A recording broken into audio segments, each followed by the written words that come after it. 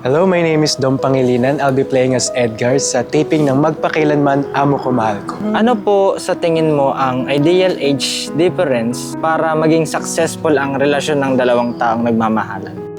For me naman, parang wala naman yung parang ideal age. As long as mahal mo yung tao and nire-respect nyo yung isa't isa, hindi nyo kinocross yung boundaries. Lalo na pag kunwari mas bata yung partner mo, parang huwag mong bibigyan ng pressure. Na-in-love ka na ba o mai-in-love ka ba sa isang taong malayo ang edad sa'yo? Siguro, posible as long as mahal mo yung tao, pero hindi naman yung parang sobrang layo na age gap yan. As long as mahal mo yung tao, siguro, age doesn't matter and respect each other's boundaries lahat. Sa puntong to ng buhay mo, ano ang most important lesson na natutunan mo about love? Kailangan makipag-communicate ka talaga and open ka sa partner mo sa lahat and willing ka rin i-accept lahat ng meron sa kanya. It's either kahit mga negative or positive, dapat tanggapin mo siya ng buong buo. Tsaka pag may problems kayo, pag-usapan nyo ng maayos, ng masinsinan, mahinhin, yun lang. Ano ang advice mo sa mga babae na nililigawan ng mas matanda sa kanila o ng boss nila?